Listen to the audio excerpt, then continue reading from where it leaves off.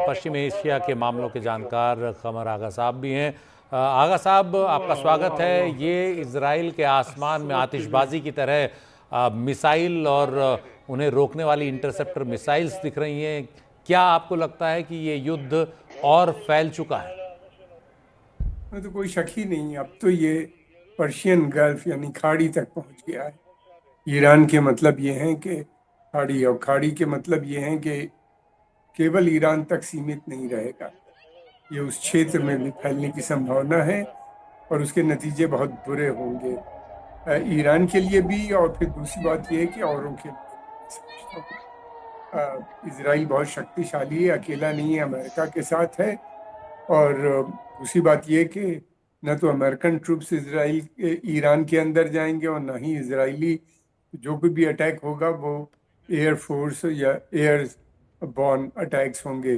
Problem यह है कि ईरान के पास अब देखना यह है कि किस तरह का मिसाइल डिफेंस सिस्टम है। उनके पास शायद बहुत कमज़ोर है, जो F-16 F-17 और बहुत सोफिस्टिकेटेड वेपन बॉम्बर्स जेट्स हैं। क्या उनको वो रोक पाएंगे या गिरा पाएंगे? मुझे नहीं लगता कि ऐसा होगा। जल्दी ही हम देखेंगे कि अमेरिकन और इजरायली भी इसके जवाब में अपनी कार्रवाई करेंगे। और उमा ने बहुत सही कहा कि इसका उम्मीद तो थी, लग भी रहा था, प्रेशर भी बहुत था ईरान का के ऊपर, और आखिरकार वही हुआ जो जिसकी शंका थी। कमर आगा अब साहब, एक सवाल में, इससे पहले भी ईरान ने एक बार इजराइल पर हमला किया। क्या आपको लगता है कि ये कुछ फेस सेविंग भी हो सकती है? इसके बाद ईरान इसको और एस्केलेट ना करे, ये कहे कि हमने कहा था कि हम हिजबुल्लाह चीफ की मौत का बदला लेंगे और हमने वो कार्रवाई कर दी। देखिए, अगर पिछली दफे जब ऐसा हुआ था तो उन्हीं ने अमेरिका को पहले से इन्फॉर्म कर दिया था कि हम ऐसा करेंगे, हम बदला लेंगे, हम मारेंगे, लेकिन वो जो होगी वो मैसेजिंग होगी। अब पता नहीं क्या उनकी ईरान और अमेरिका के बीच में लगातार बातचीत चलती रहती है। इनडायरेक्ट बात ये वहाँ ओमान में होती है। तो अब ये देखना है क्या अमेरिका से कुछ साठगांठ हुई है इस पे या नहीं, ये थोड़ी देर में पता चल जाएगा, सुबह तक मैं समझता हूँ। और ये भी तो देखना है कि ये करने के बाद क्या अमेरिका इजराइल को रोकने में सफल होगा। ये भी दूसरी बात है, इसलिए कि जिस तरह के स्टेटमेंट प्रधानमंत्री नेतन्याहू जी के आ रहे हैं, उन्हीं ने कल भी ईरान की पब्लिक को एड्रेस किया है, उनसे कहा है कि आज़ादी की उनकी बात की है, उनसे कहा है कि एक अच्छी इस रिजीम से आज़ादी की दिलाने की बात की। फिर ये भी कहा कि इसराइल और ईरान के पुराने संबंध हैं, उनको रिवाइव करने की बात की। और उसके अलावा उन्हीं ने काफ़ी संकेत इस तरह के दिए थे कि ऐसा हो सकता है। तो बहुत सी चीज़ें हैं, जी। समय आने पर ही पता चल पाएंगी।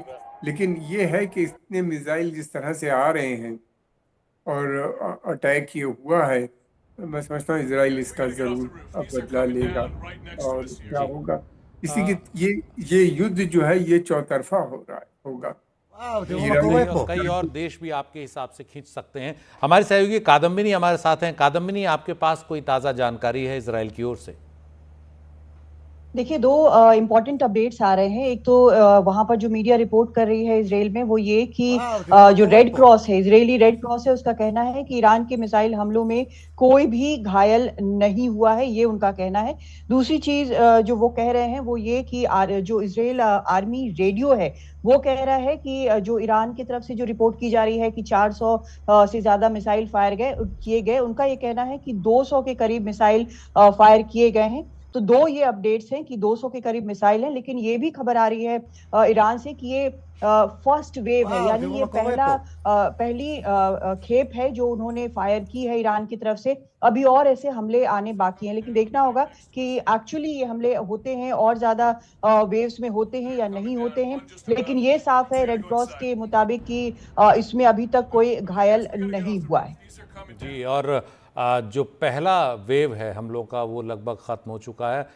10 मिनट ये कहा था कि अगर ईरान से कोई मिसाइल लॉन्च होती है तो उसे इजराइल तक पहुंचने में 10 मिनट लगेंगे। और इस बीच इजराइल ने अपने तमाम लोगों को पूरे देश में सतर्क कर दिया। ये एक तस्वीर आप देख रहे हैं, कुछ मिसाइल्स गिरी हैं, ये इजराइल के अलग अलग इलाकों में जो लग रहा है ये इजराइल का आसमान है। इसका मतलब है कि कुछ मिसाइल्स गिर भी रही हैं, लेकिन ये मिसाइल्स कौन सी हैं? कई बार जब इंटरसेप्टर मिसाइल किसी मिसाइल को बीच रास्ते में गिराती है तो उसके फ्रैगमेंट्स भी इधर उधर फैलते हैं। और कई बार जैसे हमारे सहयोगी उमाशंकर बता रहे थे कि अगर किसी आबादी वाले इलाके में कोई मिसाइल नहीं गिरती तो उसका आयरन डोम जो है उसे नहीं रोकता है, लेकिन ये किसी रिहायशी इलाके के आसपास मिसाइल्स के गिरने की तस्वीरें लग रही हैं। लेकिन ये कुछ देर बाद ही स्पष्ट हो पाएगा कि इनसे कुछ नुकसान हुआ या नहीं। इजराइल ने जो अभी ताज़ा जानकारी दी है उसके मुताबिक 200 मिसाइल्स ईरान की ओर से दागी गईं और अभी तक कोई जान का नुकसान इजराइल को नहीं हुआ है। हमारे साथ हमारे सहयोगी भी मौजूद हैं, उमाशंकर और कादम्बिनी, और कमर आगा साहब भी मौजूद हैं। कमर आगा साहब, जिस तरह की तस्वीर हम देख रहे हैं ये खाड़ी युद्ध जैसी तस्वीरें हैं जो काफ़ी डराने वाली हैं, जो बहुत लंबा खींचा था। क्या आपको लगता है कि एक और खाड़ी युद्ध जो है वो शुरू हो गया है और ये लंबा खींच सकता है? ये बहुत लंबा जाएगा। अगर युद्ध हो जाता है तो ईरान की कोशिश यही होगी कि इसको जितना खींच सकते हो खींचो, और वो काफ़ी समय तक चलाने की वो कोशिश करेंगे।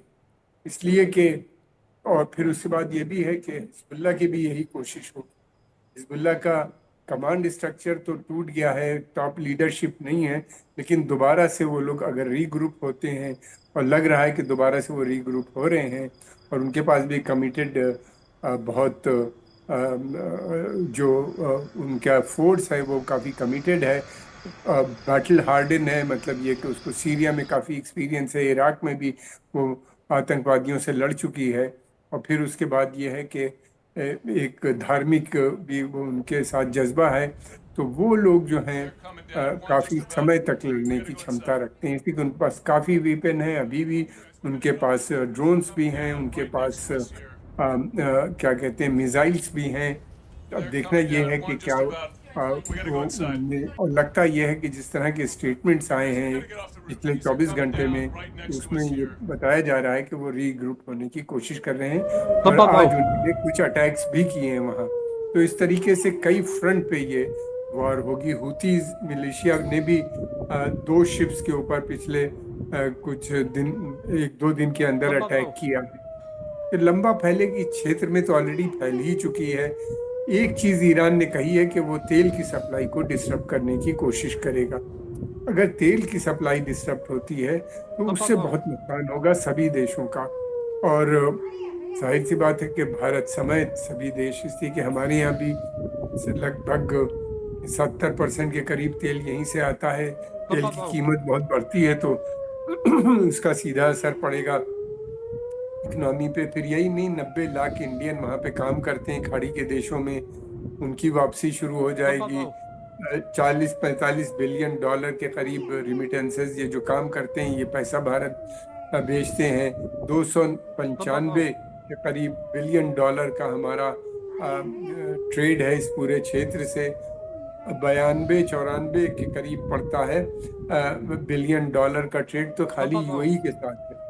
तो ये एक बड़ी समस्या खड़ी हो सकती है। प्रधानमंत्री मोदी जी ने स्वयं बात भी की है वहाँ पे नेतन्याहू जी से, और उन्हीं ने भी कहा है अमन शांति की बात की है।